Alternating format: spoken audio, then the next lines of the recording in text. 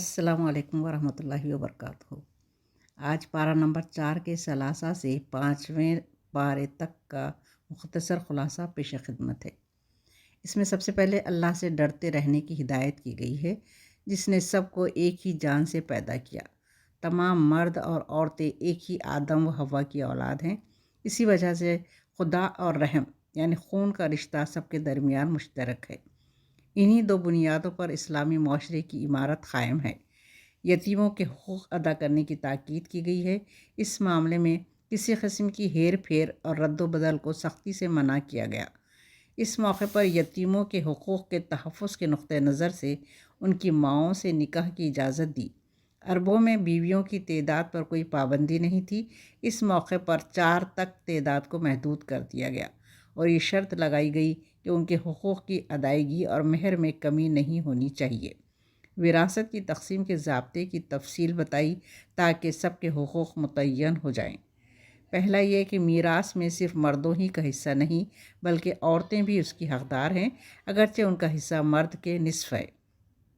दूसरा ये कि मीरास बहरहाल तक़सीम होनी चाहिए, ख़्वाह वो कितनी ही कम हो, हत्ता कि अगर मरने वाले ने 1 गज़ कपड़ा छोड़ा है और 10 वारिस हैं तो भी उसे 10 हिस्सों में तक़सीम होना चाहिए।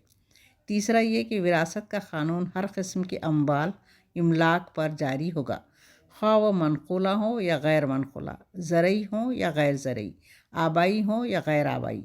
तमाम इमलाक को विरसे में शरई तौर पर तक़सीम करना ज़रूरी है। चौथा ये कि करीब तर रिश्तेदार की मौजूदगी में दूर के रिश्तेदार मीरास नहीं पाएंगे। विरासत में हर एक का हिस्सा मुतय्यन करने के बाद बताया गया कि ये तक़सीम अल्लाह ताला के कामिल इल्म की बुनियाद पर है। तुम्हें नहीं मालूम कि कौन कितना करीब है और कौन कितना दूर है। नेज़ ये अहकामात अल्लाह की तरफ से फ़र्ज़ करार दिए गए हैं। ये अल्लाह की हुदूद हैं।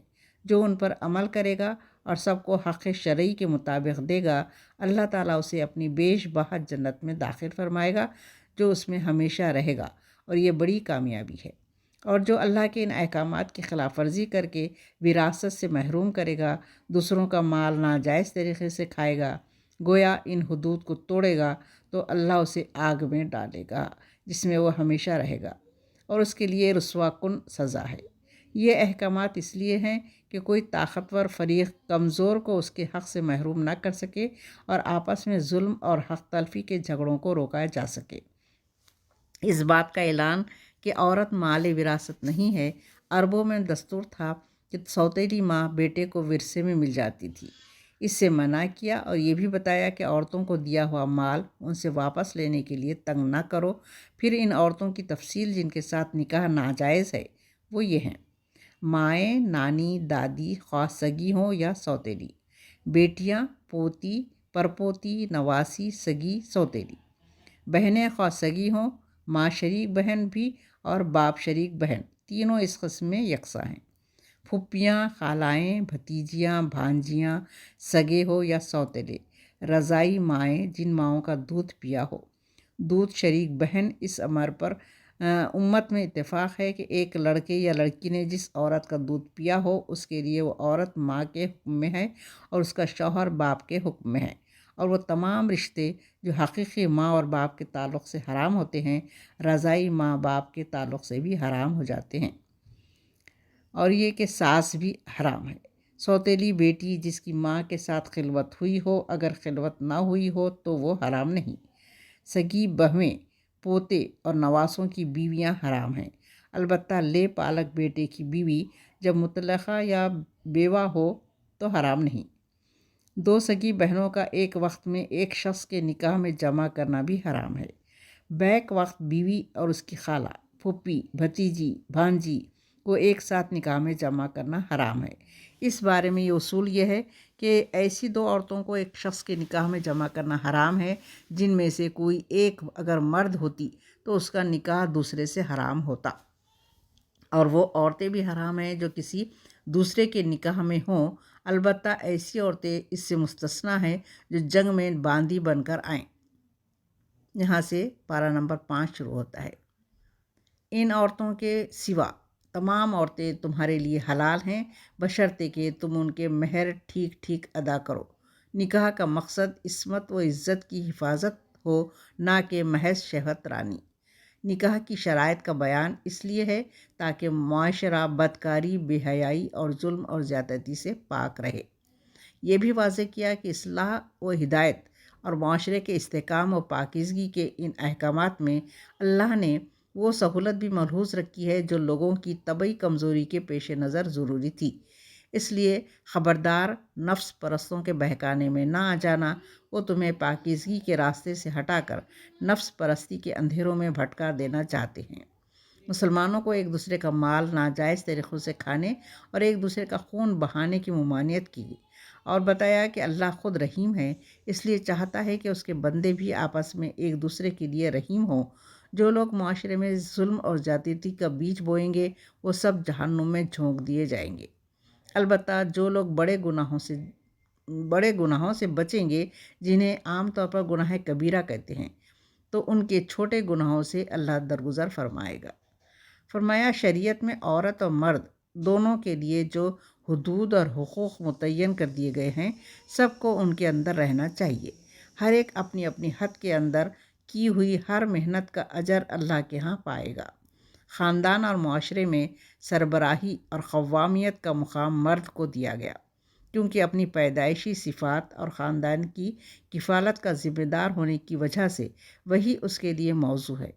نیک بیویاں اس کا احترام کریں، اور جن عورتوں سے سرکشی کا اندیشہ ہو تو ان کے شوہر انہیں نصیحت کریں۔ اگر ضرورت محسوس ہو تو مناسب تنبیہ بھی کی جا سکتی ہے، اور اختلاف بہت بڑھ جائے تو ایسی صورت میں شوہر اور بیوی دونوں کے خاندانوں میں سے ایک پنچ مقرر کیا جائے جو حالات کی اصلاح کی کوشش کریں۔ اللہ نے والدین، اقربا، یتیم، مساکین، پڑوسی، رشتہ دار ہوں یا نہ ہوں، یا عارضی اور وقتی ہوں، مسافر اور ماتحت، سب کے حقوق پہچاننے اور ادا کرنے کی تاکید کی۔ اللہ کو وہی بندے پسند ہیں جو متواضع اور نرم مزاج ہوں۔